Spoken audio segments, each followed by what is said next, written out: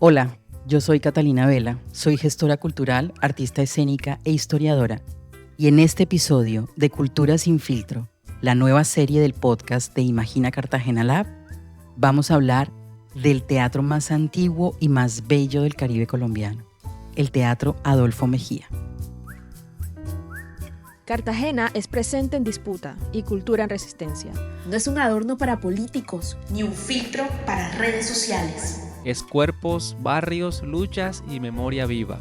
La Cartagena que no cabe en un Reels. Esto es Cultura sin Filtro. El 13 de noviembre de 1911 fue inaugurado en Cartagena el Teatro Municipal, una obra del artista Luis Felipe Jaspe, quien fue contratado para levantar un teatro sobre las ruinas de la antigua iglesia de la Merced, una construcción de 1625. Es decir, los muros que sostienen el Teatro Adolfo Mejía tienen 400 años. En 1933, cuando la ciudad cumplió 150 años de haber sido fundada, y para hacer un homenaje al fundador de la ciudad, se le llamó Teatro Heredia. La misma ciudad que celebra su independencia de la corona española le rinde honores al conquistador que la sometió. Durante estos años, el teatro estuvo activo de forma intermitente. No recibió el mantenimiento requerido y poco a poco se fue deteriorando. Además, había riesgos de una falla eléctrica que pudiera provocar un incendio en un edificio que en su interior estaba hecho casi en la totalidad de madera. Finalmente, a principios de la década del 70, fue cerrado definitivamente y solo volvió a abrir sus puertas el 31 de julio de 1998, después de 12 años de una obra de restauración que dirigió el arquitecto Alberto Zamudio y que es una de las historias más fascinantes del siglo XX en Cartagena. Este podcast lo estamos grabando en agosto de 2025. Ya está cayendo la tarde, se oculta el sol y hasta ahora hay una brisa deliciosa aquí en la Plaza de la Merced. Hay varias personas haciéndose fotos, una quinceañera, una pareja. Hace un momento entré al teatro y pude asomarme a la platea y algunos de los palcos, según me dijo un vigilante muy amable que me recibió. El teatro está en obras, está cerrado al público y esperan abrirlo pronto. Llevo varios meses leyendo todo lo que me encuentro sobre el teatro.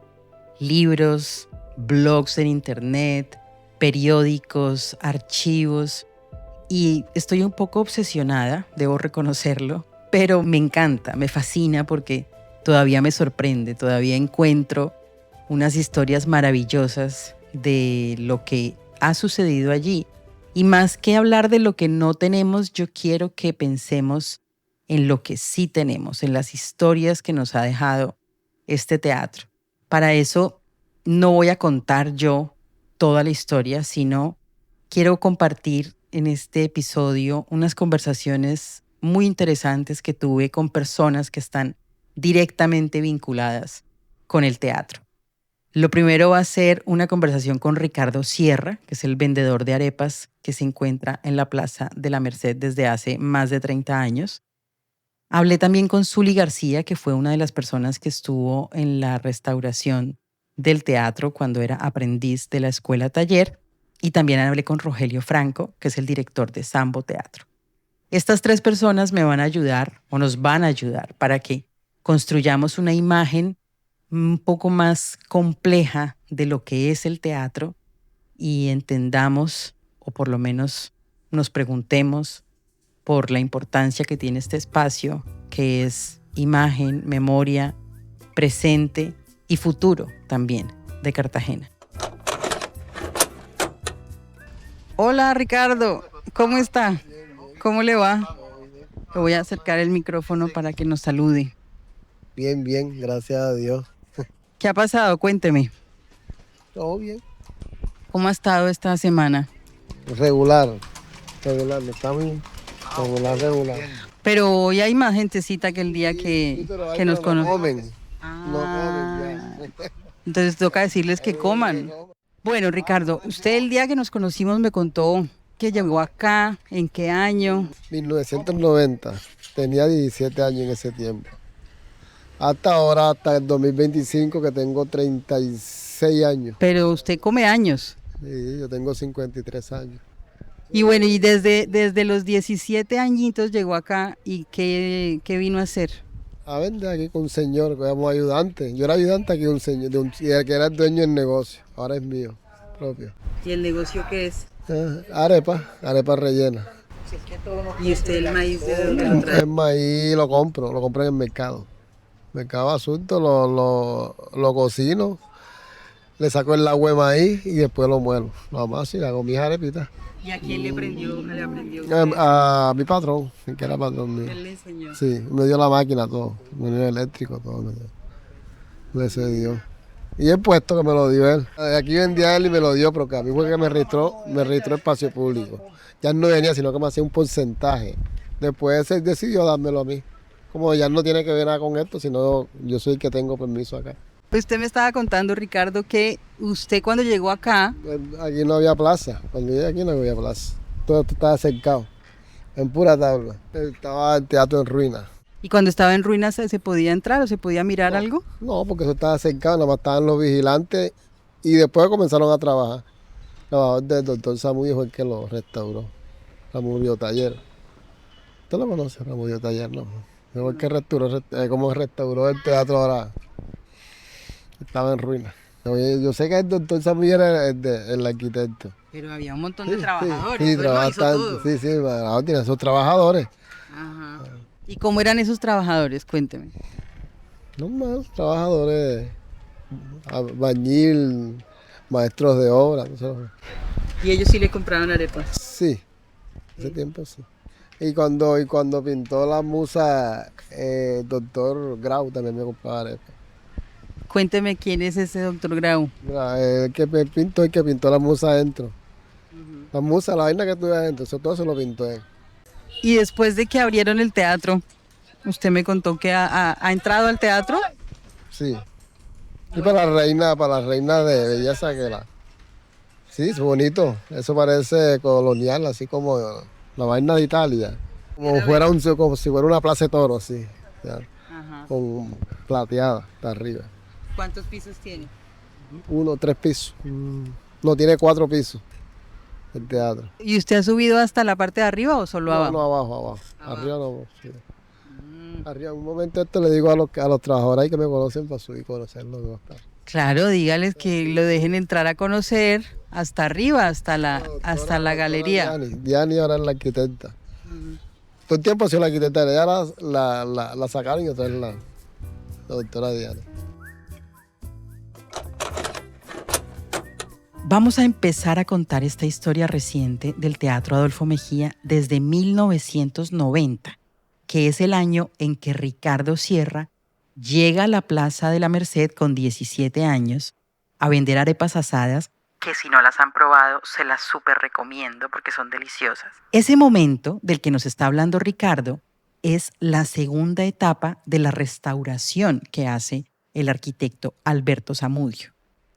El propio Zamudio lo cuenta en un libro muy bello de gran formato con fotografías que acompañan todo el relato y que publicó para contar esta historia de la restauración del teatro.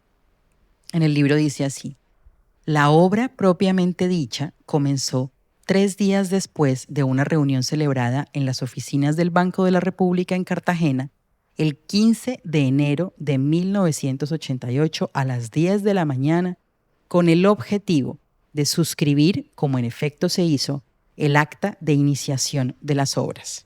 Es decir, en 1990, cuando llegó Ricardo, el teatro ya llevaba 2 años en obras. Dice Zamudio más adelante: las obras adelantadas durante esta etapa comenzaron con el tratamiento anticorrosivo de la estructura de cubierta, que ya para entonces presentaban puntos de oxidación. Simultáneamente se acometieron obras de instalación de tubería hidráulica y sanitaria, obras de mampostería y la ejecución de las estructuras de las escaleras hechas en mármol de Carrara, de pasos monolíticos entre las 2 primeras plantas. Estas originalmente solo estuvieron apoyadas en muros de carga de ladrillo. No obstante, en la restauración, por razones normativas del Código Sismo Resistente, hubo que apoyarlas en un muro escalonado de concreto reforzado. Detrás de esas escaleras de mármol de las que habla Zamudio en esta parte de su libro, podemos ver un vestigio de lo que fue la iglesia de la Merced, que había estado cubierto por un muro que se construyó durante la transformación que se hizo de iglesia a teatro en 1911. Zamudio decide dejar a la vista y recuperar el marco de la puerta, así como las ventanas que comunicaban al claustro de la Merced con la iglesia. Esto nos permite tener una idea de cómo había sido originalmente la conexión entre los dos edificios, entre el claustro de la Merced, donde hoy funciona una sede de la Universidad de Cartagena, y la iglesia de la Merced, donde hoy vemos el Teatro Adolfo Mejía. Esta escalera, la que está al lado izquierdo, es original del momento de construcción del teatro de 1911, de la obra que hizo Luis Felipe Jaspe. Las otras escaleras sí fueron construidas en madera repitiendo el modelo y localización durante la restauración que hizo Alberto Zamudio. Otra decisión interesante que toma Zamudio a propósito de las escaleras es que, como dice en su libro, y cito, la facilidad de comunicación entre todos los pisos hizo innecesaria la escalera de madera que iba directamente desde el primer piso, al lado del vestíbulo, hasta la galería o paraíso, por lo que se le eliminó, liberando este espacio perteneciente a la antigua iglesia. Si ustedes entran al teatro por la parte izquierda del vestíbulo y miran hacia arriba, van a ver que están todavía los nichos de lo que habrían sido las puertas que conectaban la escalera con la galería o el gallinero. Dejar esos elementos a la vista durante la restauración nos permite hoy imaginar lo que fue en el pasado, cuando las personas que compraban boletas de galería o de paraíso y que pertenecían a las clases más populares no entraban al teatro, no recorrían al teatro para subir, tampoco entraban al vestíbulo ni al foyer.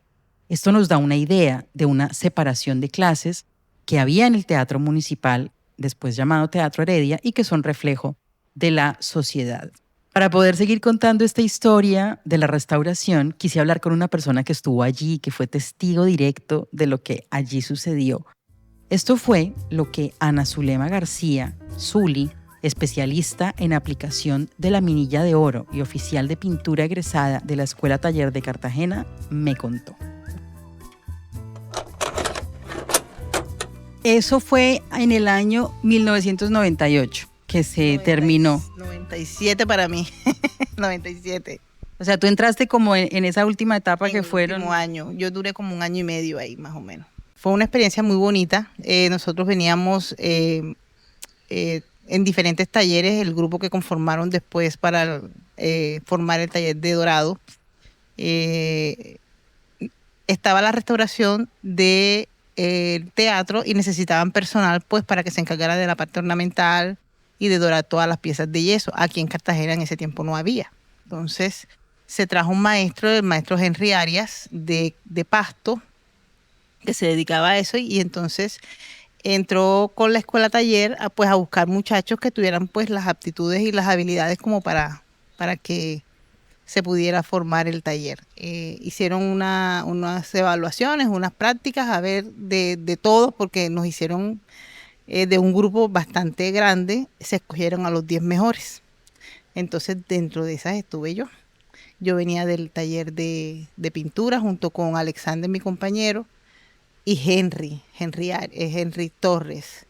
Y habían del taller de carpintería, habían del taller de albañilería, del taller de jardinería, también habían unas chicas. Entonces ahí entre todos pues conformamos el taller de Dorado. Bueno, yo tengo, digamos, una idea ahorita de la escuela taller, ¿cierto? Todo el mundo sabe que son las personas que reciben ahí formación en esos oficios que luego los ve uno trabajando en el mantenimiento y en restauración, pero quiero imaginarme cómo era hace 27 años la escuela taller, dónde estaba, cómo era la selección de la gente, quiénes eran los maestros, cómo era la jornada. Cuéntame un poquito de eso, porque además usted estaba jovencitica, Sí, ¿no? Estaba saliendo de la adolescencia. Yo en la escuela saqué mi cédula, por decir.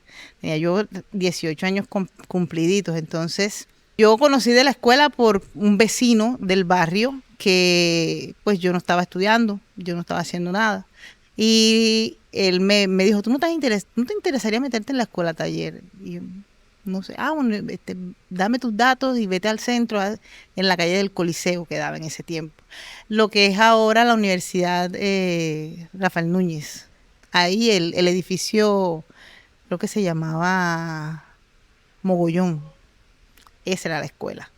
Entonces ahí nosotros teníamos los talleres, se hacía como varios filtros, porque no solamente se hacía un examen de admisión, sino que entonces teníamos como 3 etapas. Ya el último eran ya los 230, creo que quedamos en toda la escuela, 230 estudiantes, en diferentes talleres, taller de forja, taller de jardinería, taller de pintura, taller de albañilería y taller de cantería. Éramos esos 5 talleres nada más. Entonces ahí teníamos la sede en la calle del Coliseo. Nosotros en el taller éramos como 15 muchachos, creo que éramos en el taller de pintura. Yo estuve en pintura, porque a mí se me daban mucho los colores, el manejo del color y eso. Y duraba la formación, yo soy de la segunda promoción, la formación duraba como 2 años y medio. Y era con una asociación de la Agencia de Cooperación Española. Ahí nosotros nos daban un incentivo de una beca, me acuerdo que eran como 96,000 pesos en ese tiempo, hace 30 años.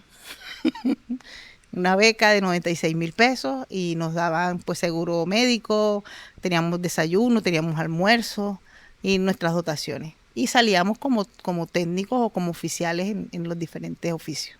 ¿Cómo era ese sector? ¿Cómo era el centro hace 30 años? No, era lo que es hoy ahora, sin tanto hotel. Porque ya en ese sector no había tanto hotel, estaba Discos Cartagena al frente, estaba al lado que era el edificio que está en restaurante ahora mismo, que era el pan francés, una panadería, y arriba eran apartamentos familiares. Entonces era muy chévere porque yo tenía 18 añitos, yo era una niña prácticamente, yo no había salido así a trabajar. Y entonces para nosotros fue muy chévere, conocimos mucha gente. ¿Y quiénes eran los profesores? Maestros, gente pues buena del arte, por lo menos de albañilería. En la escuela encontraba maestros en obra que sabían del tema y entonces ellos pues transmitían sus conocimientos. Bueno, Zuli, entonces ahí hicieron esa convocatoria, seleccionaron el grupo de gente y los metieron a trabajar en la restauración del teatro. Cuéntame eso. Aprendíamos haciendo. Porque ese era el lema. El lema de la escuela taller es aprender haciendo. Nosotros nos daban teníamos clases teóricas como 2 veces a la semana y los demás días eran clases prácticas. Empezábamos como a las 7 de la mañana. Yo estaba en la escuela desde las 6 de la mañana y salíamos a las 4 de la tarde. Entonces, nosotros durábamos todo el día en la escuela trabajando. Y como usted lo mencionó anteriormente, la escuela tenía varias obras. Por lo menos yo estuve en la restauración de la Casa de la Moneda, frente al pasaje de la Moneda. Estuvimos en la restauración del claustro de la Santo Domingo. También estuve ahí. Y en varias casas que aquí en el centro en ese tiempo, pues yo también trabajé en muchas casas, en muchas restauraciones. Y en el teatro que estuvimos también. ¿Cuál fue el trabajo que te encargaron a ti? ¿Qué parte del todo lo que tiene el teatro te tocó a ti? La parte del dorado de las piezas de yeso que ornamentan toda la decoración del teatro. Entonces, el teatro tiene una india que está en el escenario, en la parte de arriba, que nosotros también ayudamos con ese proceso de pintura de la india, Catalina, y todo lo que fue los botones de los palcos, los modillones, los apliques que tiene el escenario a los laterales, todo eso estaba hojillado o está hojillado en la minilla de oro de 22 quilates. ¿Y eso de esas laminillas de oro de dónde venían? De España. la traían de España. Todo el material fue importado, porque aquí no se conseguían esas cantidades. Entonces, nosotros como hormiguitas ahí puliendo las piezas de yeso, aplicándoles la base y después aplicando la laminilla. Pero ya lo hacían directamente sobre la pieza. Sobre la pieza. Y después ya la parte final del proceso fue lo que fue el montaje, porque eso lo hacíamos en un taller que quedaba en el atrio del teatro acá afuera. Nos hicieron como un taller, un espacio, y nosotros teníamos el taller ahí. ¿Cómo era, por ejemplo, ver esa, ya estaba la obra bastante adelantada, ¿no? Me imagino. Bastante. ¿Cómo se veía ese teatro antes de que lo abrieran? Pues para nosotros, cuando nosotros lo vimos ya, como vivimos todo el proceso del trabajo de la carpintería, que hicieron la celosía, abajo en el sótano, todo lo que hicieron, el montaje de las bombas, los camerinos, nosotros vimos todos esos procesos.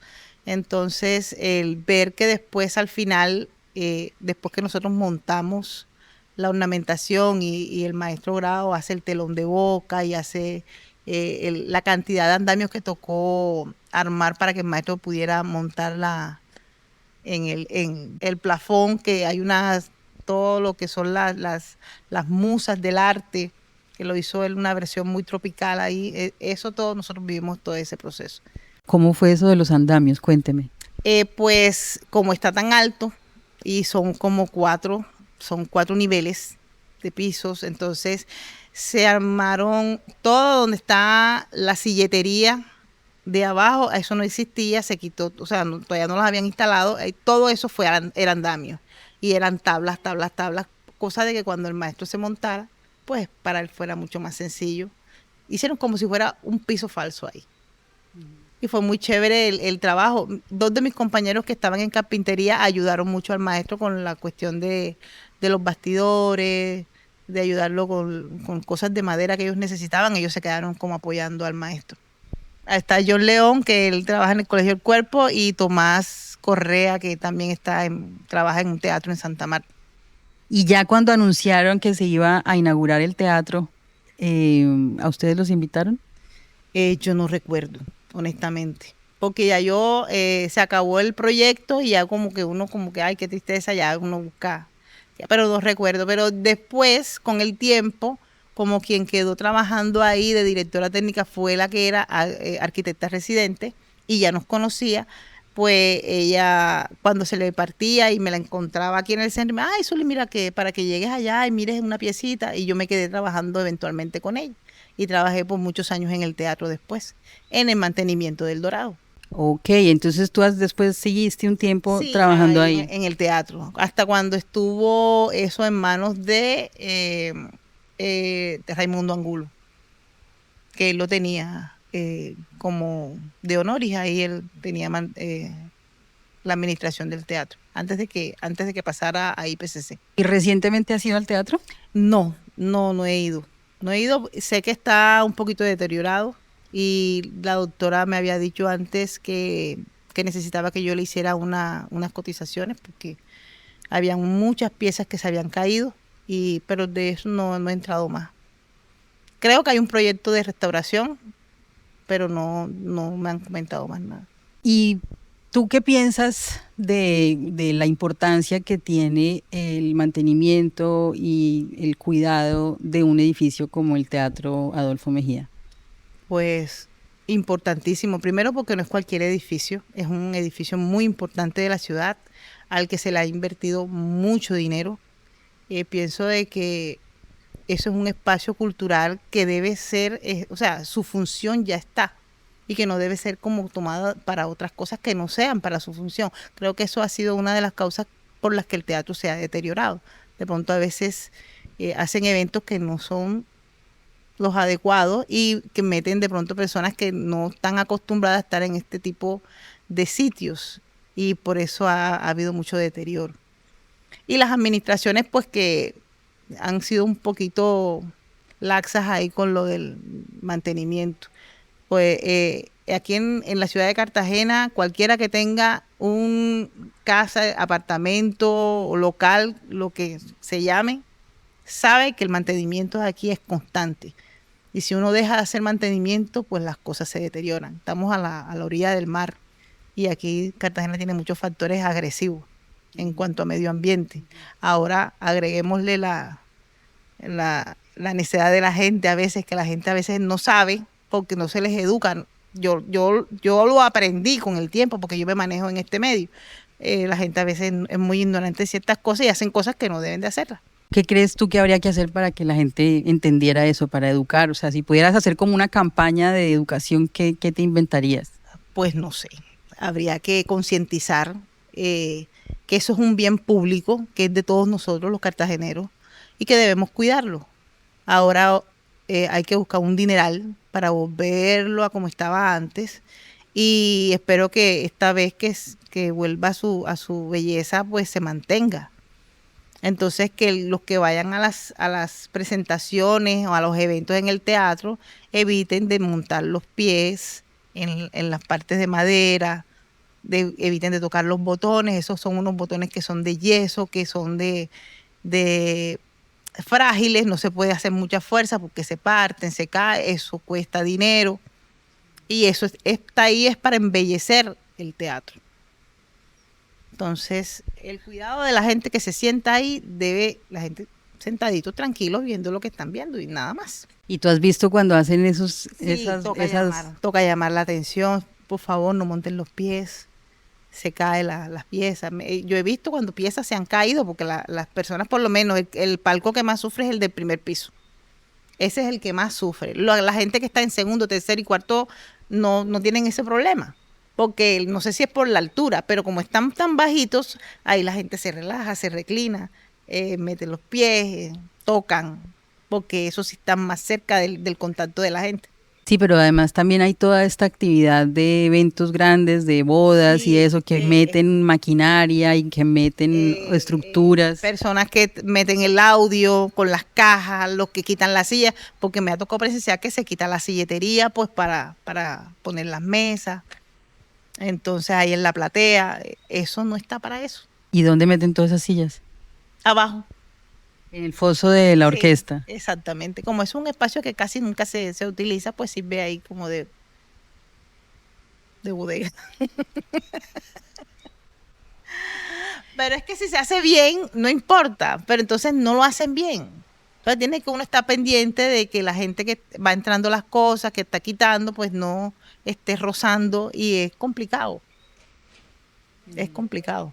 Bueno, ¿y tú alguna vez has ido a ver teatro o a ver danza o algo ahí? Claro, yo trabajé ahí por mucho tiempo y entonces ahí habían eventos buenísimos. Llegó una vez una chica de China que tocaba el arpa, buenísimo. Otra vez vino una compañía de la India, buenísimo también. O sea, han habido eventos chéverísimos. Y cuando viene el Live Festival, son cosas chéveres culturales, el de música clásica, súper. Uno ve las prácticas de los músicos. No se patea todo eso porque uno estaba ahí.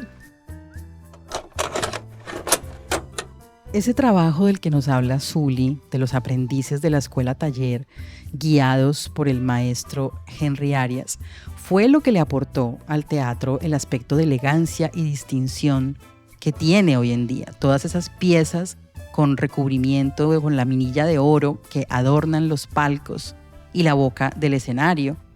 Esas piezas son muy delicadas y son las que más sufren con los montajes de las bodas que se hacen en el teatro, que es un espacio que no fue pensado para esa actividad, sino para las artes escénicas.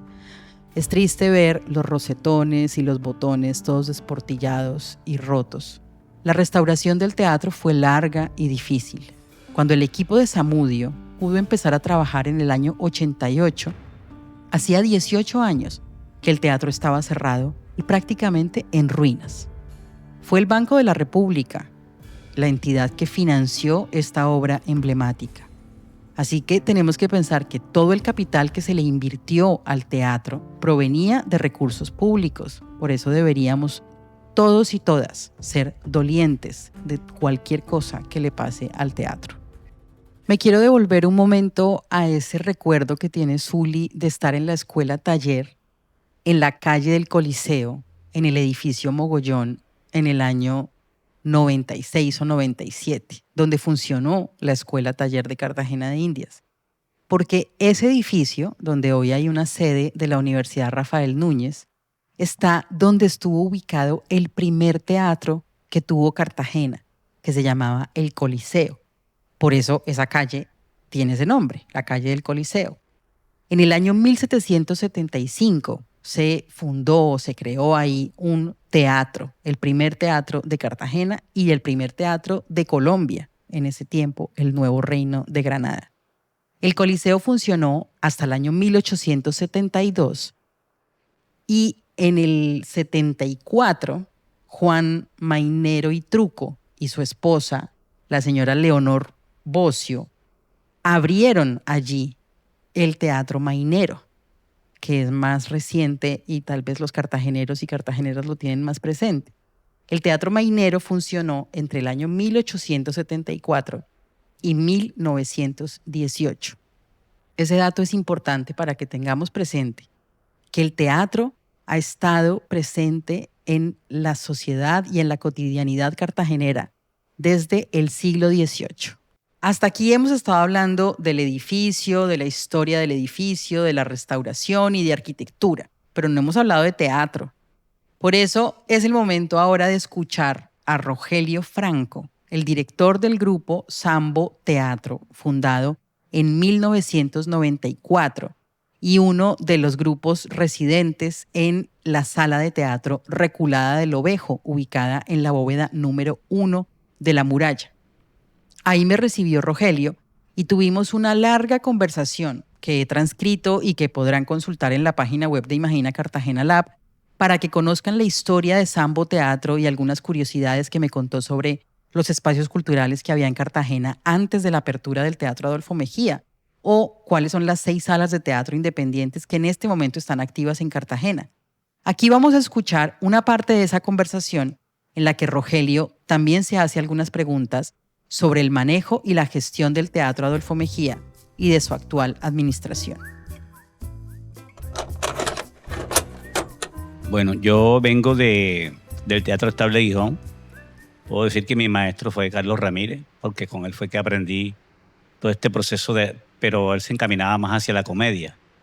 Y yo leía otras cosas y en el 1994 nace la idea de formar un grupo porque me independizo de Carlos y ahí trabajaba con la Universidad Jorge Tadeo Lozano y bueno, mucha gente que me conocía me dijo que querían estar en un grupo. Dentro de eso eran jóvenes que acababan de salir del INEN, entonces está John Jairo Narváez, y 3 jóvenes que pertenecían a la Universidad Jorge Tadeo Lozano, del grupo de teatro que yo dirigía en ese momento. Ahí nace la idea de iniciar un grupo, pero yo digo que antes de un grupo tenemos que trabajar como talleres y nacen esas 2 ideas paralelas, los talleres de Sambo Teatro, que son procesos de formación teatral, y el grupo de planta como tal, que son, pues, se supone que son los que más experiencia tiene, con los que hay un poquito más de rigurosidad en cuanto al trabajo escénico. Entonces, en 1994 comenzamos con una obra que se llama La barca sin pescador, de Alejandro Casona. Ese fue nuestro primer reto, porque ya todos querían hacer teatro, ya está bueno de talleres, Rogelio, no tienes cansado, que no sé. Bueno, con esa obra hicimos una gran labor en la ciudad. Ellos me preguntaban por qué tantos textos, y yo les decía, mi idea es la palabra. Cuando un dramaturgo escribe algo a través de la palabra, es porque quiere transmitir un mensaje. Ya el mensaje nosotros veremos en la puesta en escena cómo lo transmitimos, pero la palabra es fundamental. ¿Ya? Como dicen los religiosos, tiene poder. El poder de la palabra a través del teatro vamos a cambiar ciertas estructuras de las personas y del mundo, de la sociedad. El teatro es transformador. En Levántate Mulato, que es la autobiografía de Manuel Zapata Olivella, cuenta que él y Delia fueron a ver en el Teatro Heredia, en la galería del Teatro Heredia, a Catherine Dunham, Sí. que era una coreógrafa, bailarina, antropóloga afroamericana que se recorrió todo el Caribe estudiando las danzas y los ritmos y las músicas. Y cuando ven eso, Delia Eso ahí les es que despierta dice, el espíritu. Sí. esto es lo que tenemos que hacer. Claro. Tenemos que crear un grupo, una compañía para representar las danzas y los Nuestras, ritmos. exacto. Exacto. Y yo pienso en eso cada vez que leo ese fragmento. De hecho, esa es la motivación un poco de este podcast. Y yo me imagino a Manuel y a Delia, jovencitos, yendo al teatro. Y eso es una experiencia estética. Lo que tú decías, es transformadora. Claro.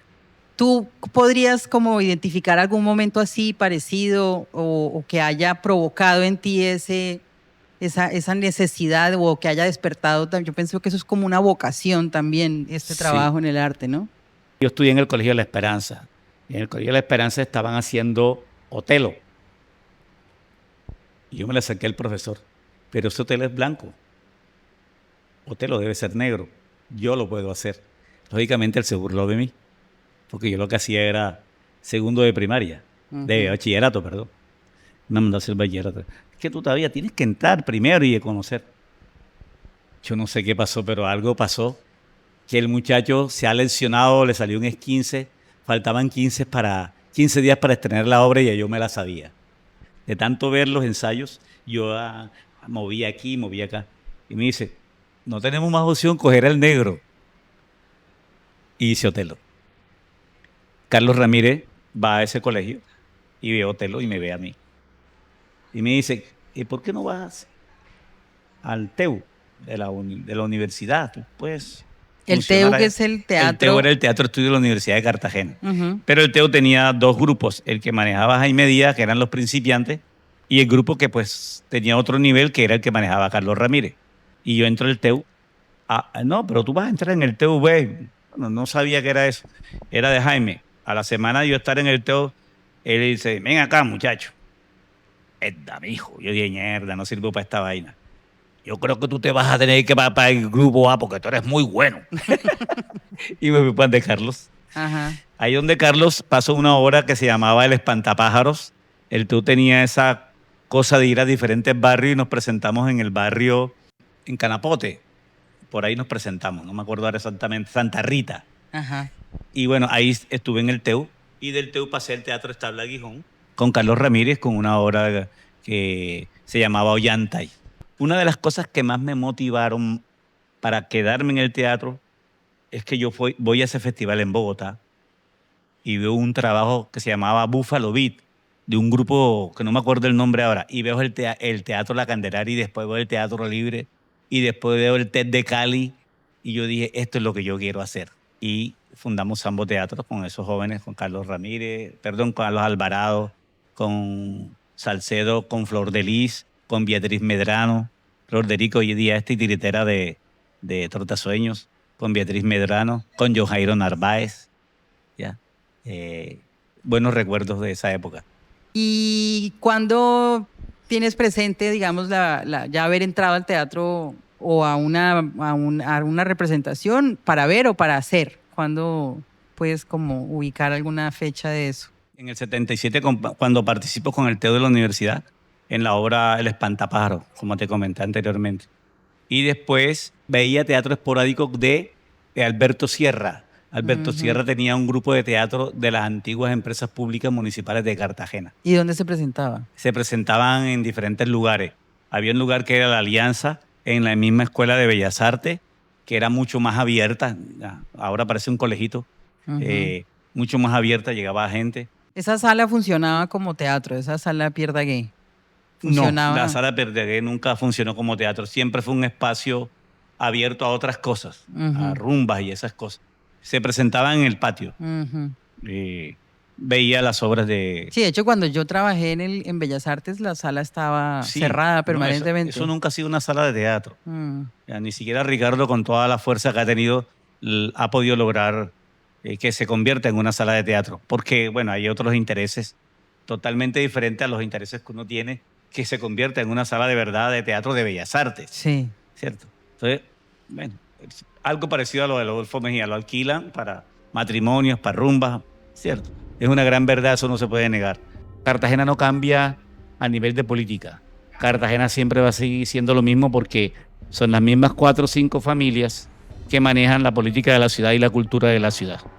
¿Cierto? Se reparten, por decirlo así, el poder. Y nunca va a existir, aunque existan leyes que contribuyan a mejorar la cultura de la ciudad en todos los sentidos y las artes escénicas, nunca se va a lograr eso. Aquí llegó un señor que se llama Álvaro Restrepo, hizo el primer Festival de las Artes en Cartagena. Le cayó Raimundo y todo el mundo. Sí, en el Le año llamaban la 98. danza de los millones, por ser la primera persona que se atrevió a hacer algo de verdad. Uno de los que apoyaron la apertura del Teatro de Día fue toda la gente del teatro. Pero resulta que estábamos engañados. Cuando el teatro se reabre y le sucede a Álvaro Restrepo, y sucede que en el teatro había que pedir permiso, había que hacerle la venia, había que hacer todo un diplomado para podernos presentar en el teatro, pues nos tomamos una decisión. Y eso que sucedió con Álvaro fue algo terrible. Hasta llegó el Festival de las Artes, hasta llegó la temporada de teatro, porque inclusive en el 2004 intentamos hacer una buena temporada que fue en el Teatro Adolfo Mejía y la lluvia de críticas fue impresionante. ¿Ya? Porque no pagábamos, pero cobrábamos, y lo que cobrábamos era algo simbólico. La ciudad no tiene cultura de pago, no tiene cultura teatral, a pesar de que hemos estado años formando para que haya un poco de público para el teatro. La verdad es que los que manejan el arte y la cultura de la ciudad creen que no nos merecemos esas cosas. Y entonces nos proponen que hagamos un evento y que nos pagan cualquier cosa, pero que tiene que ser gratuito. El teatro fue hasta el 2009 gestionado por Raimundo Angulo, básicamente. Sí. A partir del 2009 es que se le entrega la administración al IPCC. A partir del 2009, ¿tú crees que han pasado 15 años desde que el teatro lo tiene el distrito, el IPCC? No ha pasado nada. Uh-huh. Lo mismo. De acuerdo al gobernante de turno, de acuerdo a su sensibilidad, si uno lo logra convencer, se dan presentaciones ahí. ¿Ya? De hecho, hubo un año en que nos cobraban 5 millones de pesos para podernos presentar. ¿Ya? ¿Y de dónde lo vamos a sacar? El teatro no tiene un modelo de gestión que permita hacer eso, una programación, una dirección artística. No lo hay, y si la tiene está en el papel. Uh-huh. Pero en la realidad no existe. O sea, no hay una preocupación como que diga el teatro, el que llegue, aquí está esta propuesta para ustedes. De hecho, nosotros le hemos hecho propuestas a los directores de los que han estado en el Teatro Adolfo Mejía. A través del IPS le hemos hecho propuestas. ¿Cómo sería una programación durante todo el año?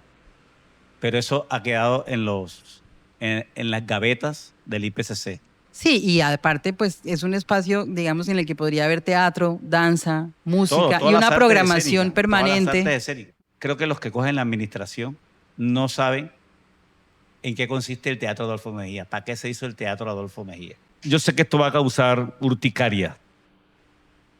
Yo pertenezco a la Universidad de San Buenaventura, yo soy profesor de teatro de allá. Se crea un festival de teatro universitario y dicen que en el Teatro Adolfo Mejía.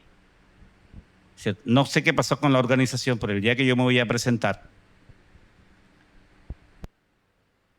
una tabla de aquí a acá, de este tamaño, sacada. O sea, estaban en mantenimiento del escenario.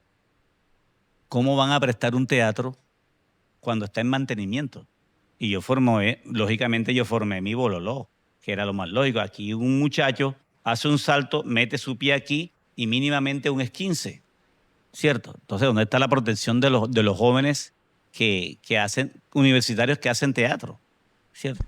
Eso fue un problema y yo sé que Diana entiende eso. Diana Banqués, que es en estos momentos la directora del Teatro Adolfo Mejía, ella lo entendió y bueno, habló eso, pero entonces, ¿qué hicimos? Vamos a presentar todas las obras en la parte del proscenio y la parte de adelante del teatro, donde está el pozo de orquesta. El foso. Uh-huh. Porque, ¿qué podemos hacer? Y así fue que se pudo hacer el Festival de Teatro Universitario este año ahí. El asunto es que ya tenemos a los gremios mandándole comunicados al IPCC de que abra ya el teatro. Sí, ahí está una cosa que se llama Investing Cartagena diciendo... Eso va a ser un imposible. Ese teatro no se puede abrir hasta que no lo arreglen como debe ser. Eso sí es una cosa que no entiendo porque hay gente que... O sea, es como cuando tú estás construyendo en tu casa y no te mudas y entonces te cae tos, la ropa se te ensucia, ¿cierto? Múdate y termina tu casa de arreglarle y ya después te vuelves a mudar en tu casa. Es lo mismo.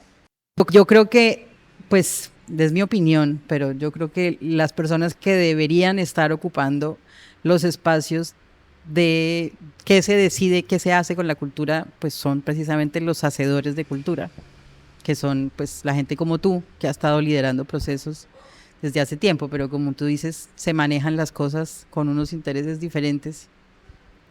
Y bueno, aparte ahora crearon esa Secretaría de Turismo también, que está metiéndose con todos los temas de cultura. Entonces sí, aquí hay un trabajo que no se puede parar de hacer, y también te quiero agradecer por resistir, por mantener este espacio abierto, aunque yo sé que tú quisieras tenerlo en unas condiciones mucho pues, mejor. Estamos a expensas de la Escuela Taller Cartagena de Iria. Vamos a ver qué pasa si nos siguen dando este espacio. Hace muchos años, eso es un proyecto que le metimos que se llama 21 espacios, 7 salas por localidades, 7 por 3, 21, ¿ya? Que fueran no solamente para teatro, sino que fueran para las otras artes escénicas, para danza, para música.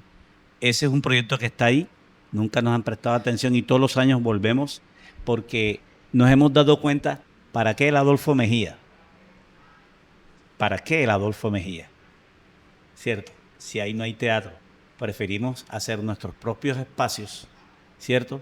Y formar gente de los extramuros para que vayan a ver teatro, que es lo que hay en este momento. Sí, digamos, en eso estoy totalmente de acuerdo, de formar y de estar en los sectores donde está la gente, pero pensaría que sí es importante el teatro, sobre todo para espectáculos de gran formato. Claro, claro. Y además para también poder traer grupos de otros lugares, que aquí se pueda ver el teatro del mundo. La ciudad merece el Teatro Adolfo Mejía, que se abra para que haya teatro todo el tiempo, con grupos de afuera, con grupos locales.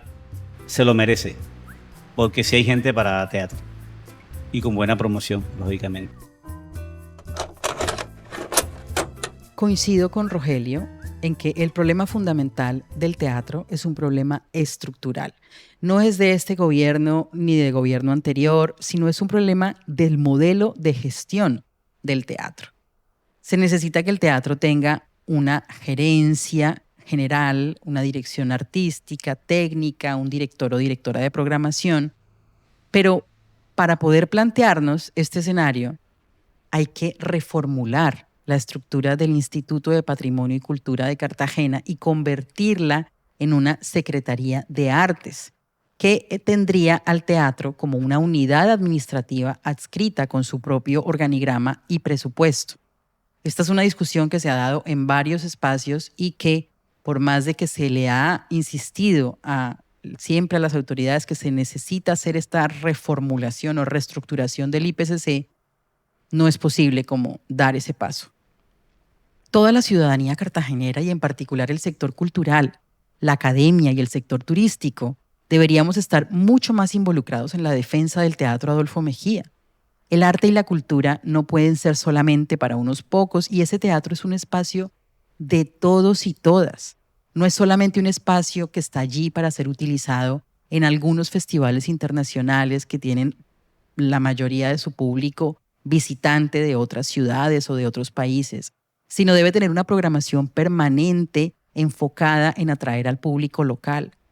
Construir hábitos de consumo cultural en una ciudad como Cartagena, que es la tercera ciudad más desigual de Colombia, es difícil porque la cultura parece que fuera como un gasto suntuario y parece que solamente fuera para los que pueden pagar. Sin embargo, aquí tenemos una tarea gigante como sociedad para disminuir esas brechas y garantizar el acceso a los bienes y servicios culturales a toda la ciudadanía. Si lo pensamos bien, ese teatro podría ser realmente el motor del desarrollo de un turismo cultural en la ciudad sin precedentes. Y esa es mi invitación. Eso es lo que les quiero dejar en este episodio. que pensemos que el teatro no solamente se debe mantener, sino se debe maximizar todo su potencial, porque para eso fue creado como un espacio escénico.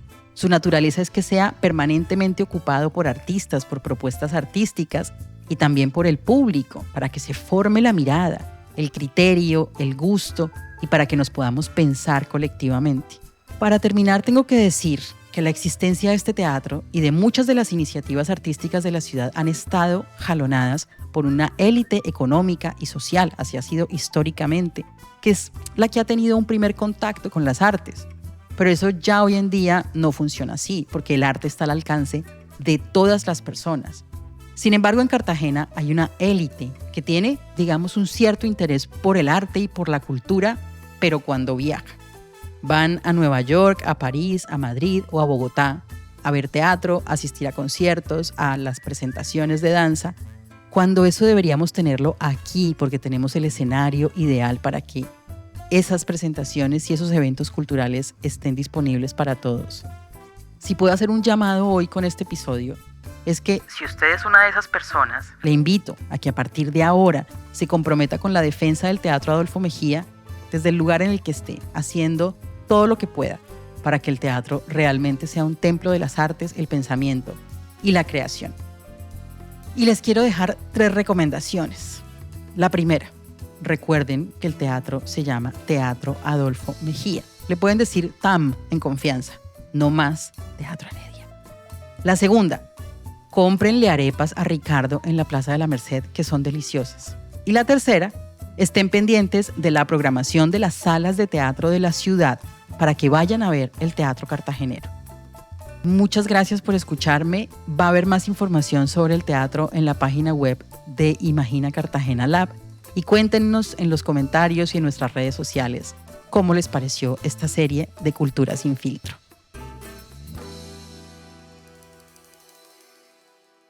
Para la creación de este episodio me basé en el libro de Alberto Zamudio Trayero, Historia de la Restauración del Teatro Adolfo Mejía, en la tesis de maestría de Historia del Arte de la Universidad de Antioquia y Univac, de María del Pilar Chávez Mantilla, Arquitectura Teatral, escenarios que dan forma a la historia de Cartagena de Indias.